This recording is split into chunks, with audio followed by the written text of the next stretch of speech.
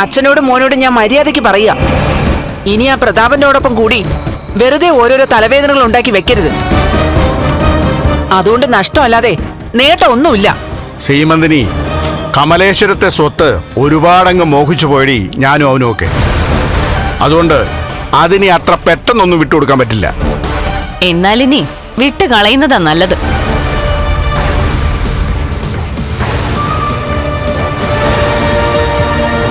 എന്നെ ഏട്ടൻ വിളിപ്പിച്ചതേ വെറുതെ ഒന്നും അല്ല, സ്വത്ത് ഭാഗം വെക്കുന്ന കാര്യം പറയാനാ. അല്ല, എന്താ കണ്ണം പറയുന്നത്? എന്തു പറയാനാ, 3/4 ഭാഗം സ്വത്തും ഇനി ഏട്ടത്തിയുടെ പേരില്ല. ഉടനെ അത് പ്രമാണം ചെയ്യും. അപ്പോ നിനക്കൊന്നുമില്ലേ? എന്തെങ്കിലുമൊക്കെ എനിക്ക് ഉണ്ണിയേട്ടനും തരാനിരുന്നതാ. പക്ഷേ ഇനിയൊന്നും തരില്ലെന്നാ കണ്ണേട്ടൻ പറയുന്നത്. അതെവിടത്തെ ഏർപ്പാടാ? എവിടുത്തെ ഏർപ്പാടാണെന്ന് ചോദിച്ചാ എല്ലാം കണ്ണേട്ടന്റെ പേരില്ല. അതുകൊണ്ട് കണ്ണേട്ടൻ തീരുമാനിക്കുന്നതേ നടക്കൂ. അങ്ങനെയെല്ലാം അവൻ തന്നെ തീരുമാനിച്ചാൽ മതിയോ? എന്നോട് എന്തിനമ്മാവ ചൂടാവുന്നേ? എന്തെങ്കിലും പറയാനുണ്ടെങ്കിലേ കണ്ണേട്ടനോട് പോയി നേരിട്ട് പറയണം. സ്വന്തം ഭാര്യയെ കൊല്ലാൻ ശ്രമിച്ചാലേ ഏതെങ്കിലും അനന്തരവന്മാര് സ്വത്തുക്കൾ എഴുതി ഞങ്ങളുടെയൊക്കെ പേരിൽ വെക്കുവോ? എന്നാൽ ഇത് കൊലച്ചതിയായി പോയല്ലോ മേഘ. ആ കൊലച്ചതിക്ക് അതേ നാണയത്തിൽ തന്നെ തിരിച്ചടി കൊടുക്കണം. നീ ഒന്ന് ചുമ്മാതിരിക്കടാ. ഇനിയും തിരിച്ചടി എന്ന് പറഞ്ഞ് ഇതുപോലെ മറ്റുള്ളവരെ മോഹിപ്പിച്ചാലുണ്ടല്ലോ, തിളച്ച എണ്ണ ഞാൻ നിന്റെ തലവഴി ഒഴിക്കും. ഇവന്റെ മാത്രമല്ല, നിങ്ങളുടെയും. സ്വത്തൊന്നും കിട്ടത്തില്ലെങ്കിലേ പിന്നെ നീ എന്തിനാ ഇങ്ങോട്ട് തിരിച്ചു വന്നത്? ഇതെന്നെ കല്യാണം കഴിച്ചു വിട്ട വീടായതുകൊണ്ട്. ഇവിടോട്ടല്ലാതെ ഞാൻ പിന്നെ എങ്ങോട്ടേക്കാ തിരിച്ചു വരേണ്ടത്? ഇതിനിടയ്ക്ക് അമ്മായിമ്മ മരുമോടെ തല്ലുകൂടല്ലേ? തല്ലു കൂടിയിട്ടില്ല ഇതുവരെ, അത് തുടങ്ങാൻ പോകുന്നതേ ഉള്ളൂ. എന്റെ ദേഹത്ത് ആര് കൈവച്ചാലും പ്രായവും ബന്ധമൊന്നും ഞാൻ നോക്കില്ല. പിന്നെ നീ എന്നെ തല്ലുകൂടി. നീ നിന്റെ കെട്ടിയോടടുത്ത് പറയടാ ചുമ്മാ ഇരിക്കാൻ. ഇനി വയറ് വിശക്കുമ്പോഴേ ഇങ്ങ് പോരെ. ഞാനേ ഇവിടെ വിളമ്പി വച്ചേക്കാടി, കേട്ടോ? എനിക്കൊന്നും വേണ്ട.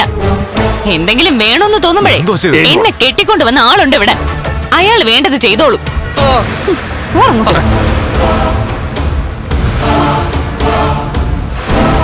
ശ്രീമന്തിനി, എല്ലാം നഷ്ടപ്പെട്ടിരിക്കുന്ന ഈ അവസ്ഥയില് കുടുംബ കലഹം കൂടെ ഉണ്ടാക്കല്ലേ?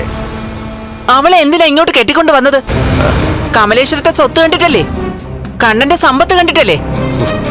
എന്റെ അമ്മേ, അതിനിടയ്ക്ക് അവൻ മഹാലക്ഷ്മിയെ പോലെ ഒരുത്തിയ ഭാര്യയാക്കോന്ന് ആരെങ്കിലും കരുതിയോ? അതൊക്കെ കരുതണമായിരുന്നു.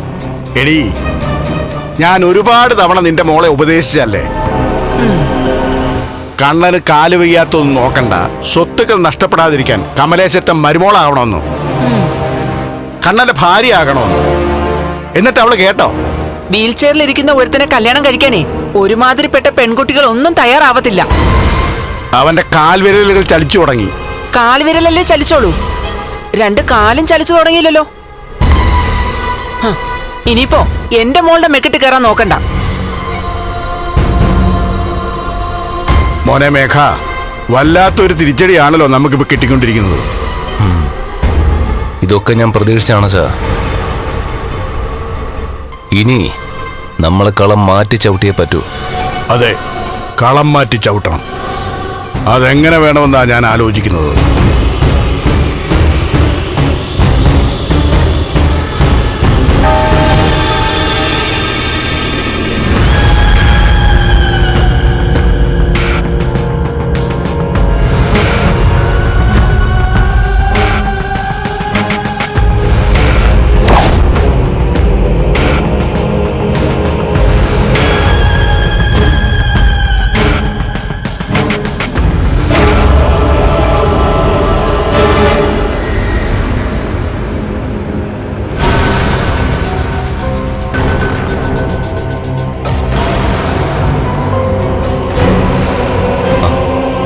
മോളെ, മോളെ,